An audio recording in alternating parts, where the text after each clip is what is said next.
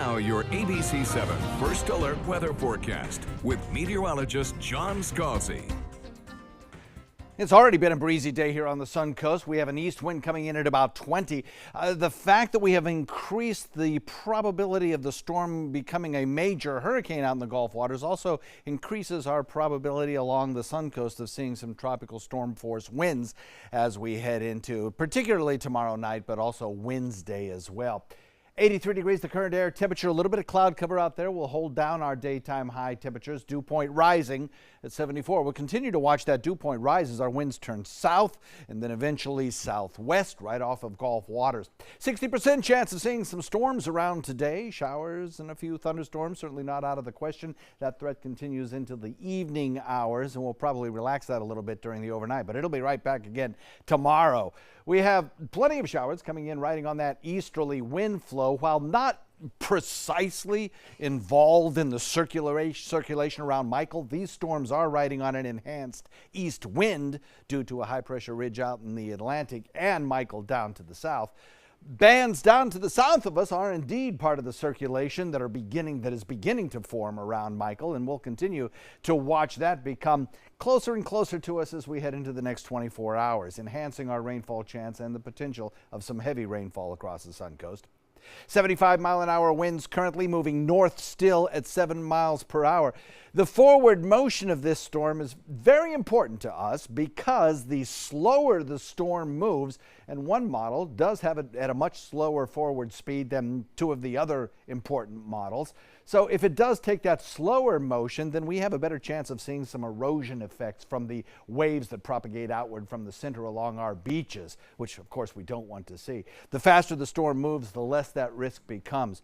Still, its forecast track is about 250 miles, 200 miles or so out away from our Gulf waters to the center of the storm, so that the likelihood of seeing any kind of really strong damaging winds, not very high here on the Sun Coast, but still we're going to get a good blow out of this storm, no doubt about it, particularly tomorrow night through Wednesday morning, and particularly along extreme coastal regions, Anna Marie Island, Holmes Beach, northern parts of Manatee County along the Tampa Bay waters as well. Category 3 storm, 120-mile-an-hour winds possible as it makes landfall in the Panhandle and then moves out into coastal Carolinas, where it can produce again more heavy rainfall. This is the hurricane wind forecast, and the hurricane winds stay offshore of us in this model, but another one showing the tropical storm force winds, the higher end tropical storm force winds, also keep it just off the coast. But if you go down a little bit to the lower end tropical storm force winds, you'll notice that we do have that potential along our coast. And in fact, we could see some sustained winds right along the immediate coast of 25 to 30 miles an hour with gusts as high as 35, or we could see sustained tropical storm force winds of 35 to 40 right along the immediate coast for a brief period of time. In this area shaded in yellow right here in Manatee County, we have a 30 to 40% chance of seeing tropical storm force winds. Most other places, Sarasota County, inland areas, I think we're looking at 15 to 20 mile an hour winds with some gusts as high as 30.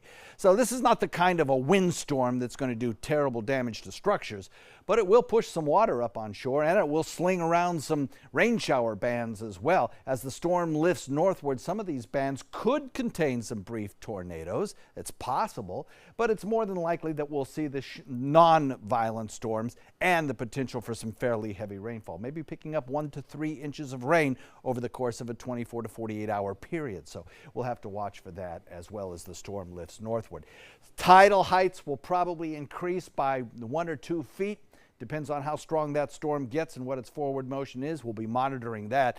We'll look for a 60% chance of showers today, and then Tuesday, particularly Tuesday night into Wednesday all day, we'll be looking at a 90% chance of storms. And as I said, some of that rain could be heavy, gusty along the coastline. Maybe some high surf, certainly some high surf, maybe some higher tide heights that cause some washover onto beach roads and such. We'll be watching for that. And then as the storm system lives north, we return to more seasonable weather as we head into Friday, Saturday, and Sunday.